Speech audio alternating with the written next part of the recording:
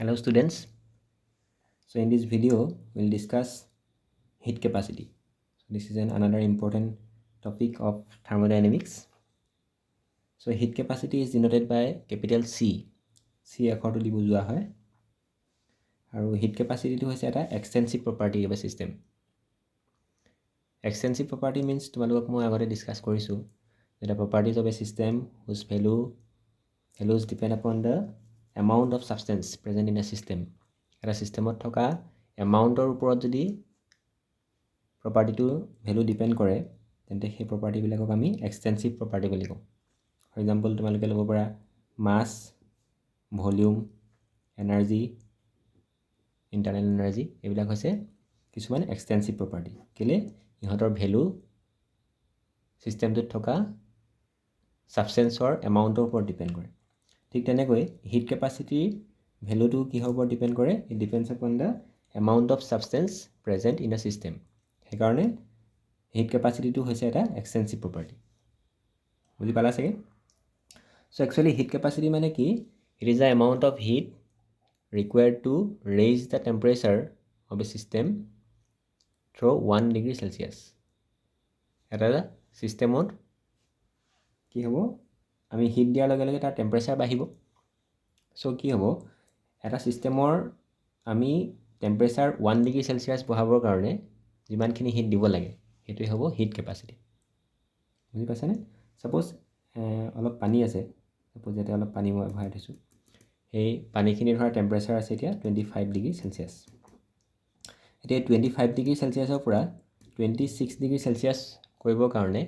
মই কি কৰিব লাগিব I have to supply some amount of heat so এই পানীখিনিত মই যিমানটো হিট দিব লাগিব কি কৰিবৰ কাৰণে from 25 ডিগ্ৰীৰ পৰা 26 ডিগ্ৰী পোৱাবৰ কাৰণে মই যিমানখিনি হিট দিব লাগিব হেতুৱে হ'ব এই পানীখিনিৰ কাৰণে কি হিট ক্যাপাসিটি so এই কি হ'ব ডিপেন্ড কৰিব এমাউন্ট অফ ওয়াটাৰ ওপৰত ডিপেন্ড কৰিব পানী এমাউন্ট যিমানেই বাঢ়িব সিমানেই কি হ'ব তাৰ হিট ক্যাপাসিটি বাঢ়ি যাব সেইকাৰণে আমি কৈছো যে heat capacity is an extensive property so ইয়াৰ ডেফিনেশনটো মই কেনেকৈ দিলো that is the amount of heat required to raise the temperature of a system through 1 degree Celsius এটা সিস্টেমৰ 1 ডিগ্ৰী সেলসিয়াস টেম্পাৰেচাৰ বঢ়াবৰ কাৰণে যিমানখিনি হিট আমি সাপ্লাই কৰিব লাগে হেতুই হ'ব সেই সিস্টেমটোৰ কাৰণে হিট ক্যাপাসিটি ঠিক তেনেকৈ তোমালোকে ইয়াত দুটা বস্তু পাবা এটা হ'ব মোলাৰ হিট ক্যাপাসিটি যেটো আমি C সাবস্ক্ৰিপ্টত M বুলি লিখো মোলাৰ হিট ক্যাপাসিটি মানে it is the amount of heat required to raise the temperature of 1 mole of a substance through 1 degree Celsius যদি substance 1 mole লোৱা তুমি সেই 1 mole ললে তাৰ হিট দি পেলাই তাক টেম্পাৰেচাৰ যদি 1 ডিগ্ৰী সেলসিয়াস বঢ়াবলৈ হয় তেতিয়াহ'লে তাত যিমানটো হিট দিব লাগিব সেই হিটটোক আমি কম মোলাৰ হিট ক্যাপাসিটি বিকজ আমি তাত 1 mole সাবস্টেন্স লৈছো ঠিক তেনেকৈ আৰু তুমি বেলেগ এটা পাবা যেটোক আমি কওঁ specific heat capacity so it is the amount of heat required to raise the temperature of unit mass of a substance through 1 degree Celsius তাৰমানে আমি আগৰবাৰ 1 mole লৈছিলো নহয় এবাৰ আমি কিমান লম 1 mole নলও এবাৰ আমি কি লম unit mass লম unit mass means 1 গ্ৰাম ল'ব পাৰা suppose তোমাৰ ওচৰত কিবা এটা সাবস্টেন্স আছে এই সাবস্টেন্সটো ধৰা 1 গ্ৰাম আছে এই 1 গ্ৰাম সাবস্টেন্সটোৰ টেম্পাৰেচাৰ suppose তোমাৰ 30 ডিগ্ৰীত আছে এই বডিটো এই সিস্টেমটো 30 ডিগ্ৰী সেলসিয়াসৰ পৰা তুমি 31 ডিগ্ৰী সেলসিয়াস পাবৰ কাৰণে যিমানখিনি হিট দিব লাগিব সেইখিনি হ'ব কি এই সিস্টেমটোৰ কাৰণে স্পেসিফিক হিট ক্যাপাসিটি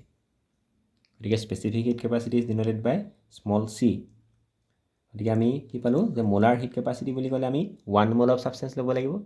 তাৰ 1 ডিগ্ৰী সেলসিয়াস বঢ়াবৰ কাৰণে যেটো হিট দিব লাগে হেতু হ'ব molar hit capacity of the system আৰু যদি আমি 1 গ্ৰাম লওঁ মানে ইউনিট মাস যদি লওঁ তেতিয়াহ'লে সেই ইউনিট মাস অফ সাবস্টেন্সৰ মানে সেই ইউনিট মাস থকা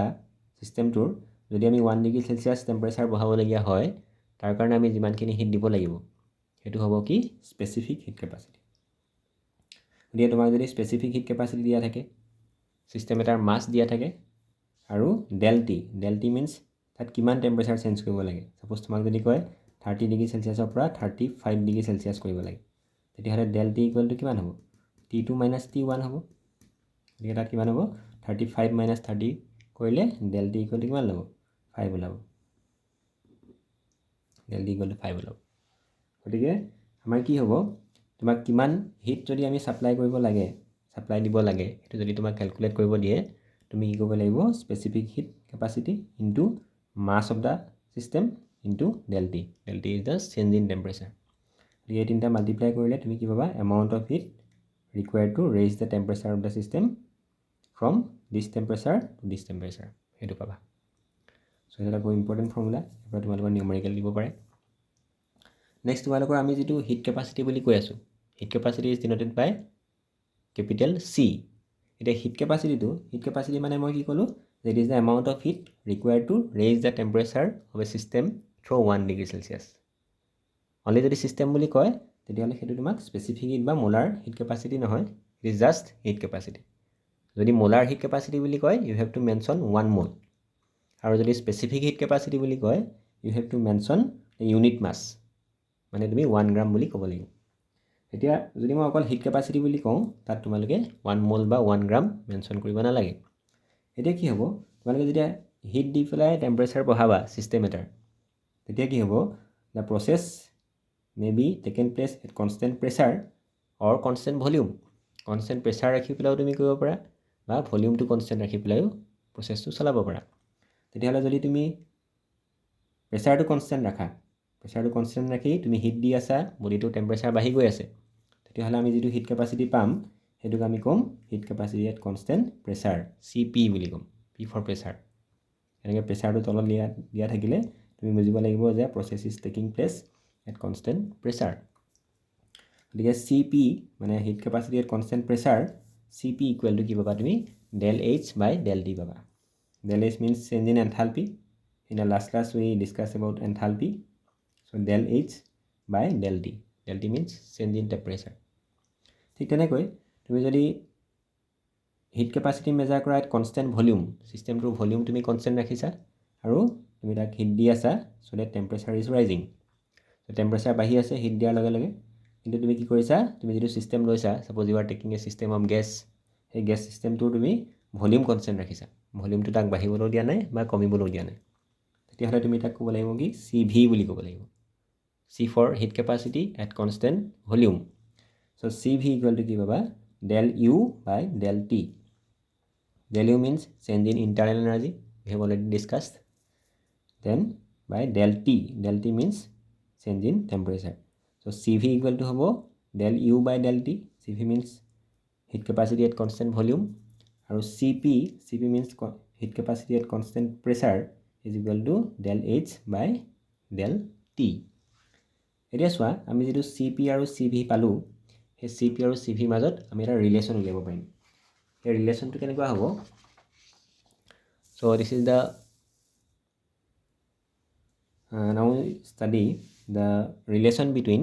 CP and CV আৰু CV মাজত ৰিলেচন কেনেকুৱা হ'ব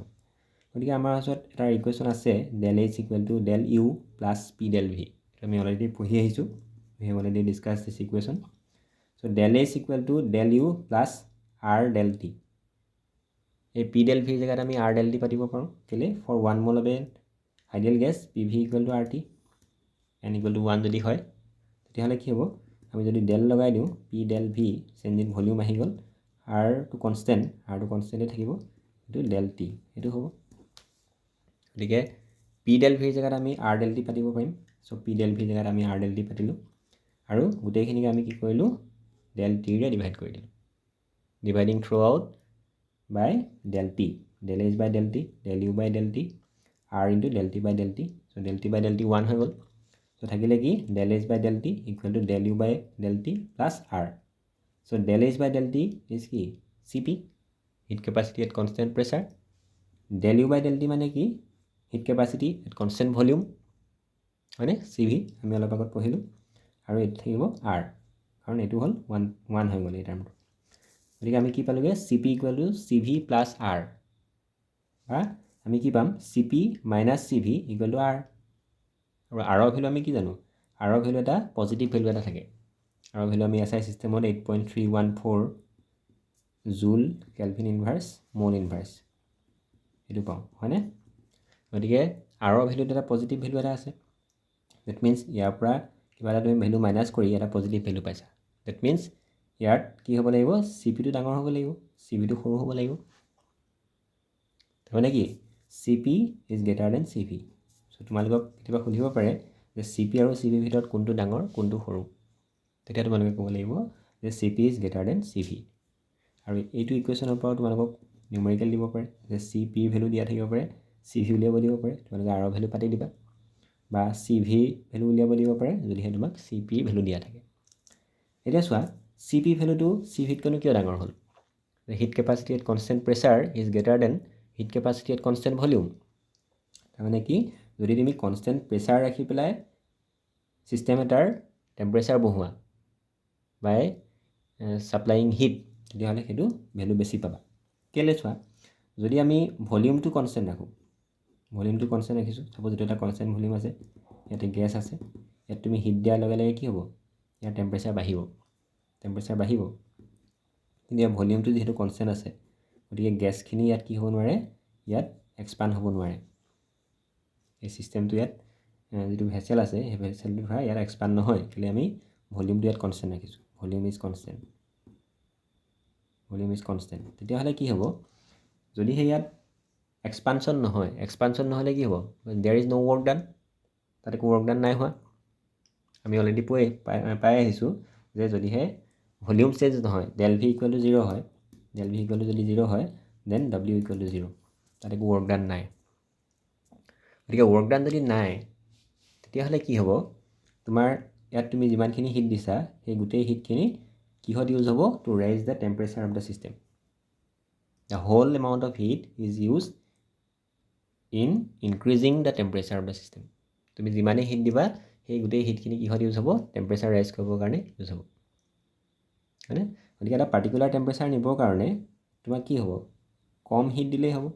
কাৰণ তুমি যিমানখিনি হিট দিবা গোটেইখিনিয়ে টেম্পাৰেচাৰ ৰাইজ কৰাত হেল্প কৰিব, because there is no' work done. কিন্তু যদিহে তুমি প্ৰেছাৰটো কনষ্টেণ্ট ৰাখিছা, ছাপ'জ এইটো এটা ছিষ্টেম আছে, এই ছিষ্টেমটোত তোমাৰ এটা প্ৰেছাৰ দিয়া আছে, পিষ্টন এটা লগোৱা আছে, সেই পিষ্টনটো যদি তুমি প্ৰেছাৰটো কনষ্টেণ্ট ৰাখা, বাহিৰৰ প্ৰেছাৰটো যদি কনষ্টেণ্ট আছে, তেতিয়াহ'লে তুমি ইয়াত হিট দিয়াৰ লগে লগে গেছখিনি কি কৰিব, ভিতৰৰ পৰা এই পিষ্টনটো ঠেলিব, আৰু ঠেলি পেলাই কি কৰিব, পিষ্টনটো লাহে লাহে ওপৰলৈ নি থাকিব। ডেট মিনছ কি, there is some amount of work is done by the system. এই গেছখিনিয়ে কিবা এটা ৱৰ্ক ডান কৰিব। প্ৰেছাৰটো কনষ্টেণ্ট আছে, প্ৰেছাৰ EX,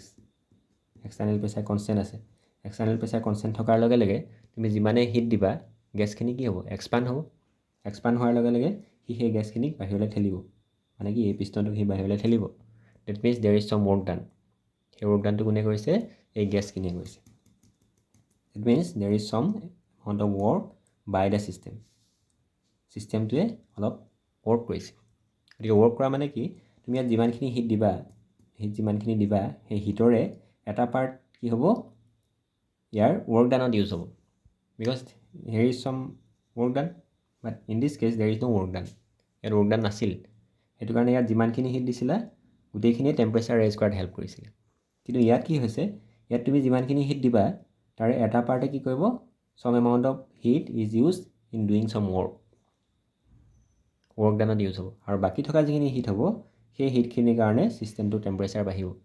গতিকে এটা পাৰ্টিকুলাৰ টেম্পাৰেচাৰলৈ নিবৰ কাৰণে, ছাপ'জ তুমি ইয়াতো 40 ডিগ্ৰীলৈ নিব খুজিছা, ফ্ৰম ছাপ'জ 30 ডিগ্ৰীৰ পৰা, ইয়াতো তুমি 30 ডিগ্ৰীৰ পৰা 40 ডিগ্ৰী চেলচিয়াছলৈ নিব খুজিছা, ঠিক আছে। গতিকে ইয়াত তোমাৰ 30 ডিগ্ৰীৰ পৰা 40 ডিগ্ৰীলৈ নিবৰ কাৰণে ফাৰ্ষ্ট কেছটোত তোমাৰ কম হিট ছাপ্লাই দিওঁতেই হ'লহেঁতেন, কেলৈ ইয়াত ৱৰ্ক ডান নাই কৰা। কিন্তু ইয়াত কি হৈছে, some amount of work is done in this case. So' তুমি যিমানখিনি হিট দিছা, তাৰে এটা পাৰ্টেহে তোমাৰ টেম্পাৰেচাৰ ৰাইজ কৰাত সহায় কৰিব, বাকীখিনি কি হ'ব, ইয়াত ৱৰ্ক ডান কৰিব। গতিকে তোমাৰ ইয়াত কি হ'ব, বেছি হিট দিব লাগিব। তুমি 30 পৰা 40লৈ ফাৰ্ষ্ট কেছটোত যিমান হিট দিছিলা, সেই ছেকেণ্ড কেছটোত তুমি কি কৰিব লাগিব, বেছি হিট দিব লাগিব। এইটো আমি CP কাৰণে, আৰু এইটো হ'ব CV কাৰণে। গতিকে CV হ'লে তুমি যিমান হিট দিব লাগিব 30 পৰা 40লৈ নিবৰ কাৰণে, CP হ'লে মানে কনষ্টেণ্ট প্ৰেছাৰ হ'লে 30 পৰা 40লৈ নিবৰ কাৰণে তুমি বেছি হিট দিব লাগিব। কেলৈ, in this case some amount of work is done by the system, but in case of CV there is no' work done. গতিকে কি হ'ব, CP হ'লে তুমি বেছি হিট দিব লাগিব to raise the temperature from 30 to 40, বা যিকোনো টেম্পাৰেচাৰৰ মাজত তুমি বহাব পাৰা। বহালেও তুমি কি হ'ব লাগিব, ইটো টেম্পাৰেচাৰৰ পৰা সিটো টেম্পাৰেচাৰলৈ নিবৰ কাৰণে তুমি অলপ বেছি হিট দিব লাগিব এজ কম্পেয়াৰ টু CV। গতিকে কি হ'ব, CP is greater then CV।